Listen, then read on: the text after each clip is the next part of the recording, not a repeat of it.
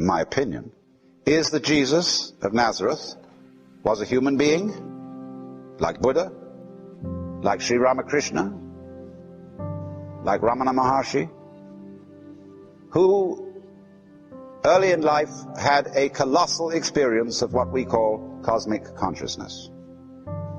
Now, you don't have to be any particular kind of religion to get this experience. It can hit anyone, anytime, like falling in love. But it's found all over the world. And when it hits you, you know it. Sometimes it comes after long practice of meditations and spiritual discipline. Sometimes it comes for no reason that anybody can determine. We say it's the grace of God. That there comes this overwhelming conviction that you have mistaken your identity. What I thought was just old Alan Watts, who I know very well is just a big act and a show. But what I thought was in me was only completely superficial. That I am an expression of an eternal something or other. X. A name that can't be named, as the name of God was taboo among the Hebrews. I am. And that I suddenly understand why, exactly why everything is the way it is. It's perfectly clear. Furthermore, I feel no longer any boundary between what I do and what happens to me. I feel that everything that's going on is my doing, just as my breathing is. Is your breathing voluntary or involuntary? Do you do it or does it happen to you? So you can feel it both ways. But you feel everything like breathing. And it isn't as if you had become a puppet. There is no longer any separate you. There is just this great happening going on. And if you have the name in your background, you will say, this happening is God, or the will of God, or the doing of God. Or if you don't have that word in your background, you will say with the Chinese, it is the flowing of the Tao. Or if you're a Hindu, you will say it is the Maya of Brahman. The Maya means the magical power, the creative illusion, the play. So you can very well understand how people to whom this happens feel genuinely inspired. Because very often there goes along with it an extremely warm feeling. Because you see the divine in everybody else's eyes. When Kabir, a great Hindu-Muslim mystic, was a very old man, he used to look around at people and say, to whom shall I preach? Because he saw the beloved in all eyes. And could see, sometimes I look into people's eyes, and I can look right down, and I can see that beloved in the depths of those pools. And yet the expression on the face is saying, what, me?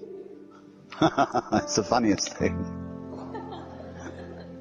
But there is everybody, in his own peculiar way, playing out an essential part in this colossal cosmic drama. And it's so strange that one can even feel it in people you thoroughly dislike. Let's suppose then that Jesus had such an experience.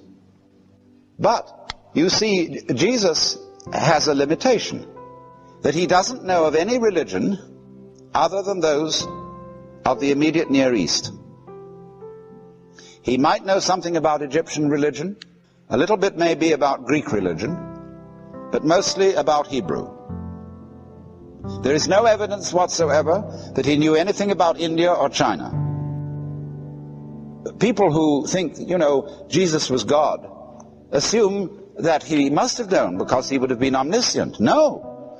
St. Paul makes it perfectly clear in the Epistle to the Philippians that Jesus renounced his divine powers so as to be man. Let this mind be in you, which was also in Christ Jesus, who being in the form of God, thought not equality with God a thing to be hung on to, but humbled himself and made himself of no reputation, and was found in fashion as a man, and became obedient to death, Theologians call that kenosis, which means self-emptying. So, obviously, an omnipotent and omniscient man would not really be a man. So even if you take the very orthodox Catholic doctrine of the nature of Christ, that he was both true God and true man, you must say that for true God to be united with true man, true God has to make a voluntary renunciation, for the time being, of omniscience and omnipotence, and omnipresence for that matter. Now therefore, if Jesus were to come right out and say, I am the Son of God, that's like saying I'm the boss's son. Or I am the boss. And everybody immediately says that is blasphemy. That is subversion. That is trying to introduce democracy into the kingdom of heaven. You are a usurper of the throne. No man has seen God. Jesus, in his exoteric teaching, as recorded in the Synoptic Gospels, was pretty cagey about this. He didn't come right out there and say, I and the Father are one. Instead, he identified himself with the Messiah described in the second part of the prophet Isaiah. The suffering servant who was despised and rejected of men. And this man is the non-political Messiah, in other words. It was convenient to make that identification, even though it would get him into trouble. But to his elect disciples, as recorded in St. John, he came right out and said, before Abraham was, I am. I am the way, the truth, and the life. I am the resurrection and the life. I am the living bread that comes down from heaven. I and the Father are one, and he who has seen me has seen the Father. And there can be no mistaking that language. So the Jews found out, and they put him to death, or had him put to death, for blasphemy.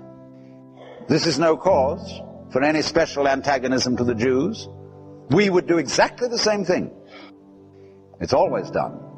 It happened to one of the great Sufi mystics in Persia, who had the same experience. Now what happened? The apostles didn't quite get the point.